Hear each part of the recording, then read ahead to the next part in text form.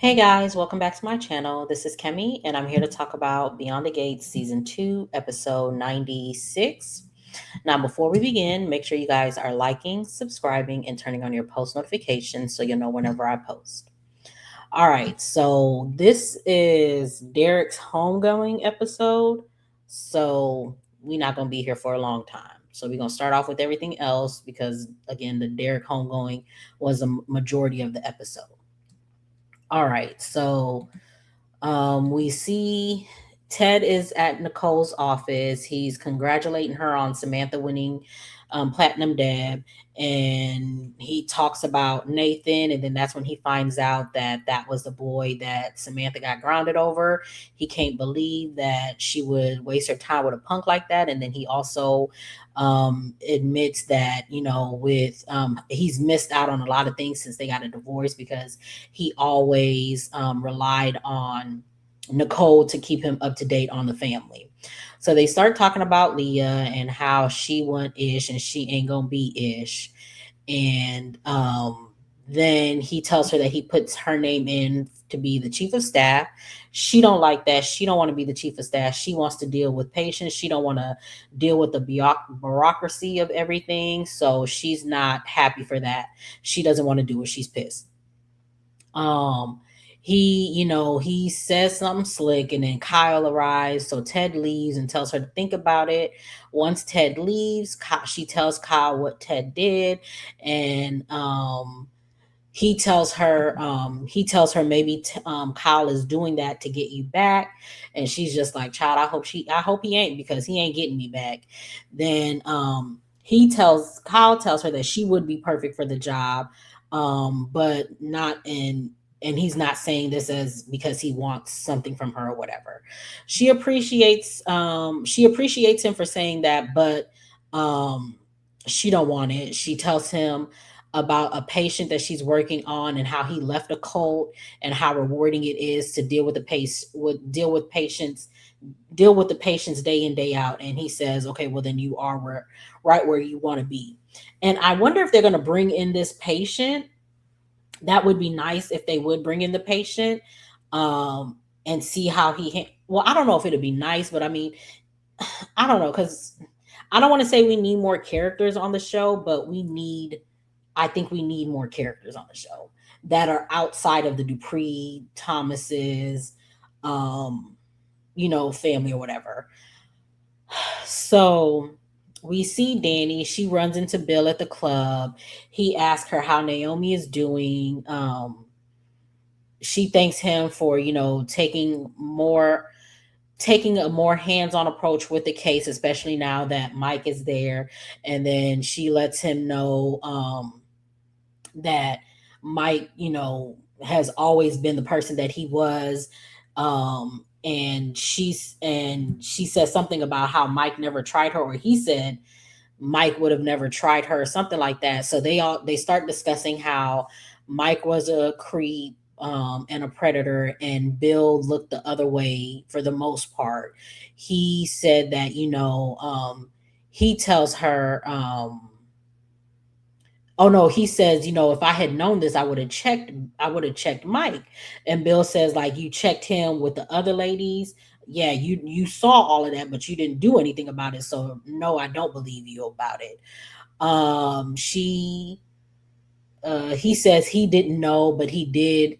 Um he knew that he dibbled and dabbled, but with other ladies. And then Dani calls him on his ish. She goes off on him and how Caroline would lie to her to protect him. Oh, that Caroline would lie and all the other ladies would be disrespectful, and he never had her back, and she didn't feel protected by him. Bill takes up for Caroline. Dani says, only protected. She says the person who really protected me was Pamela. And she talks about how Pamela had her back during when she first came into the industry, and how all, like, when men and people would try her, Pam was the one who always, who made sure that she didn't get into any situation that she didn't need to be in or whatever. Bill agrees, and then he starts to make excuses for Mike. And Dani mentions all the people that didn't want to work at the firm because of Mike. And then she mentions Naomi. Bill doesn't think that. Bill doesn't think that Naomi didn't come to the firm because of Mike, and Dani tells him otherwise. He basically lets him know that that Naomi heard about all the things with Mike, and that's why she went in the direction that she went in, because she felt like her dad was part of an all boys club, basically, because you had a Mike at your job. So Dani says she was heartbroken for Naomi and scared that she would have picked up on the wrong message and believed that Bill's behavior was the most that she could get out of a man. Um, but she's glad that Naomi married someone that respected her. Then Bill then starts to say, I always respected, and then he stops and he tells her that she deserves to have that too. And Dani says, yeah, and now she does, and then she walks off, which we gonna get to that. Bill and Ted, Bill is in the dining room, and Ted comes in. They talk about how they're missing out on family things, and since now that they're not in the Dupree inner circle anymore. So we see Chelsea and Madison. They're at OG's talking about the wedding. Chelsea wants to know how she feels about if Madison's family will come because Willow isn't invited. Madison then says she wants to invite her mom. Chelsea is shocked by it. Madison explains, and she says she hopes that her mom will come around. Chelsea doesn't think that will happen. Sorry, y'all. Chelsea doesn't think that will happen. Um, but who knows? So Dani then meets them so they can discuss more about the wedding. Dani says she pulled some strings to get this designer to design their dress, and Chelsea and Madison tell her they've gone in a different direction. So they tell her their height. They tell her their ideas, and then they show her the designs. And Dani is flabbergasted by this. So she's just like, "Wait, what?" So now we get to the bulk of the episode, which is Derek's homegoing. So Shanice greets Vanessa. Some of the firefighters have come in and they're greeting Ashley, who's with Naomi. Naomi walks away with the firefighters, and then Jan comes and Ashley tells her that Derek's dad isn't coming, especially because he blames Jacob. And then Jan is just like, I get that. And Ashley tells her no one knows that Jacob was undercover, so please, don't say nothing. And Jan says she'll keep her mouth shut. It's just like, girl, everybody knows this man was undercover. You keep saying nobody knows, but clearly everybody knows, but whatever. Vanessa's talking with Jacob and he introduces her to Isaiah.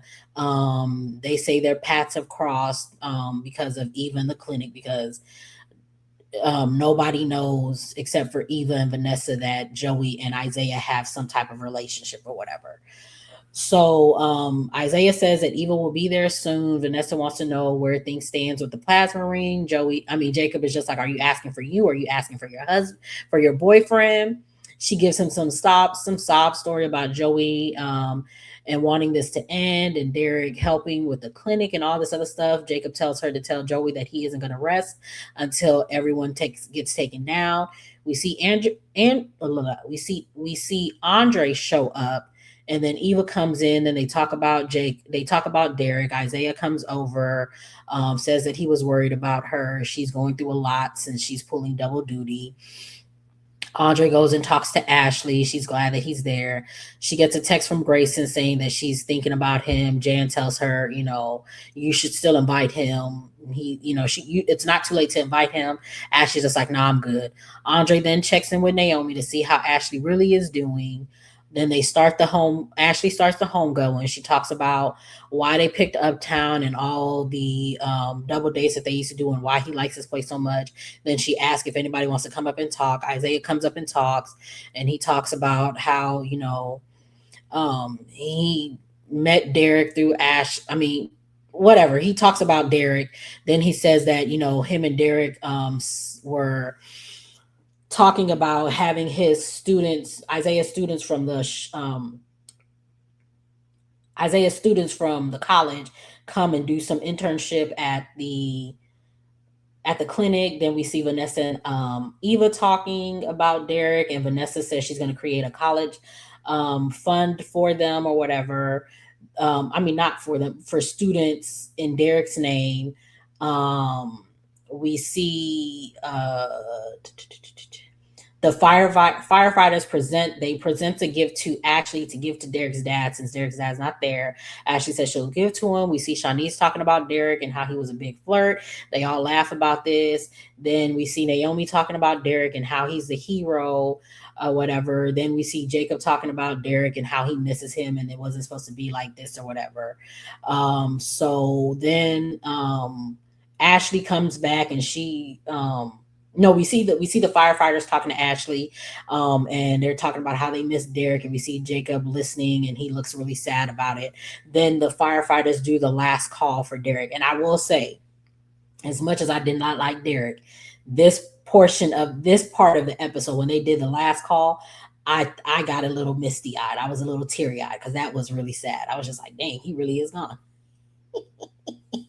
I mean, but yeah. But yeah, that was the episode.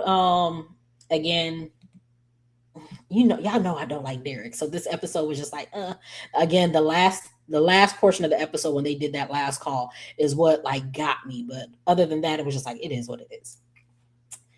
Whatever.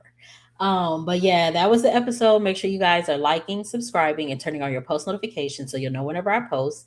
Get down in the comments, tell me what you guys thought of this episode, and I will see you guys in the next one.